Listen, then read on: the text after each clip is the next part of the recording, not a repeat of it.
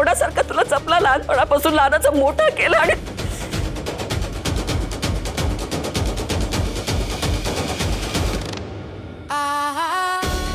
आई बाप बहीण भाऊ सगळे परके झाले या परक्या मुलीसाठी।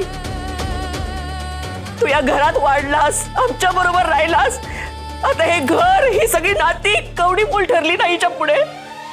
आई तू या सगळ्याचा चुकीचा अर्थ का काढतेस? आणि मी घर सोडून जाणार आहे याचा अर्थ कुठली जबाबदारी झटकणार आहे असं होत नाही ना। पण आता हे जे काही चाललंय ना आपल्या घरामध्ये हे असह्य होतंय मला।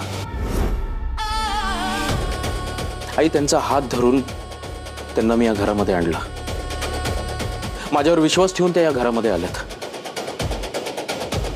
असं अर्ध्या रस्त्यामध्ये त्यांना सोडून देऊ का मी? नाही शक्य ते मला। आणि असं रोज मरत मरत जगणंही पाहणं शक्य नाहीये।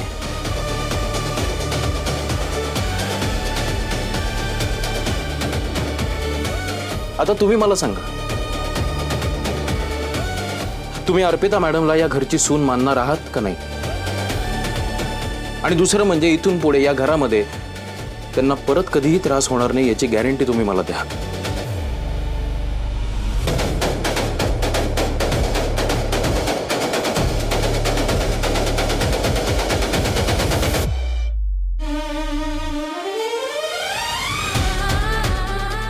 बघितलं का दिदे, अगं कसा विचारतोय बघ। जशी काय चूक आपलीच, आपणच चुकलोय म्हणजे हे सगळं जे काय झालं त्याचा खापर आपल्या डोक्यावर फोडू हा मोकळा। हे उपदेश मला नको देऊ हा तू। प्रश्न संपला ना मग। कारण काय आई, सुखासाठी दोन्ही बाजूनी 4-4 पावलं पुढे येणं गरजेचं असतं।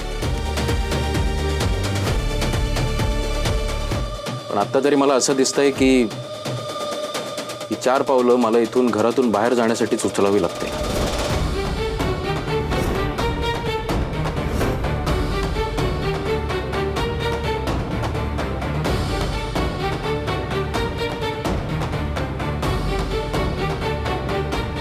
झाला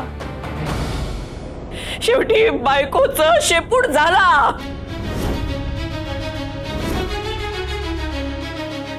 9 महिने माझ्या पोटात वाढवलं मी तुला, लहानाचं मोठं केला।